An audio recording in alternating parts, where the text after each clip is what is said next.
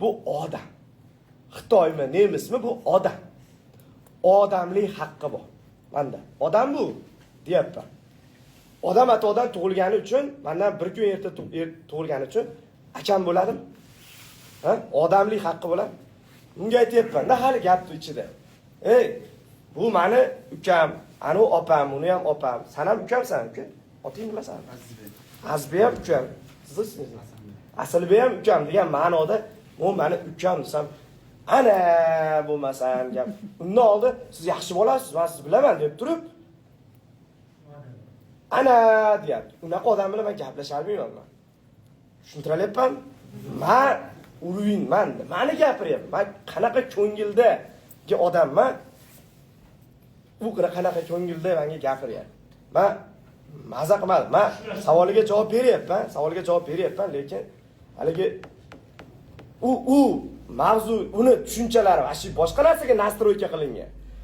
Meni fikrlashim boshqa narsaga nastroyka qilingan. Tushunyapsizmi? Nima deyapti? Men ham biz ikkalamiz tushlarkan. Men ham gapirsam maylimi? Nima deydi? Kommentariyani o'qish kerak. Ha, mayli. Kommentariyani turtkasini o'qing. Assalomu alaykum o'rtoqlar.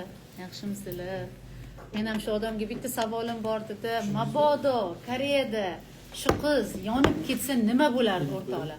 Shu savol juda meni qiynayapti. Biz ham onamizda 5 ta bolam bor meni. Mabodo shu qiz Koreyada yonib ketsa, ha? Nima bo'lardi? Nima bo'lardi? Nima bo'lardi? Biz morgga borganda nima deyishdi bizga? Endi bularga hisob-kitob qilib javob beramiz. Biz o'zi javob berishimiz shart emas. Kim advokat, kim advokatni bursin olgan joyimiz yo'q. Hammasi mana shu yerda kim qulluq qilyap turgan bo'lsa, kimki tuhmat qilyap turgan bo'lsa, hammasi qonun oldida javob beradi. Endi o'rtoqlar, agar biz yashirgan bo'lsak, sira olib ketib O'zbekistonda hal qilinglar. Shu ayol bilan birinchi marta men morgga borishganimda ko'rishdim. Morgga borganim.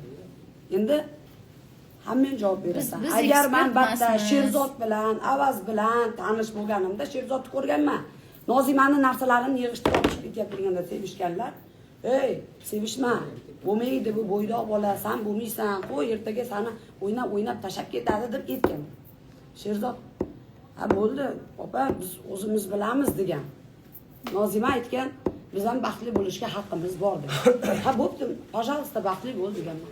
O'rtoqlar, mana shunaqa evaziga bizga otilayotgan tosh uchun biz yaxshilik qilishga qo'rqib qoldik. Hali men qilgan, men hali yordam berganim, opa bo'lib yig'lab borganim, militsiyaga yig'lab gapirganlarim, agar yolg'on bo'lsa, Alloh taolda javob beraman. Men onasini ham tanimas edim. Onasini Nozima bilan telefonda doim gaplashib turganini, uda gaplashib turgan ko'radi. Baloga qolgan Avazbek, biz bo'ldik baloga qolgan. Prosta u qizam baxtli bo'lishni ham xohladi. Ana shu O'zbekistondagi onasini nima ayb endi? Onasini o'sha gapiga kirishni ham xohladi. O'rtada arosatda ketdi u qiz. Men shunday deb o'ylayapman. Men aytayapman, opasiman dedimmi? Dokumentini Bu ko'rsatgan. qiz uchun men nima yugurdim? Nimaga men ikkinchi marta onasi o'shanaqa, men onasiga aytdim, ha bo'pti opa. Batdagilarga aytdim, gapirishma, yomondima, o'chir videolarni olib chiqishma, masala qilma deb internetda gapirishyapti, gapirtirmasdan yurdim.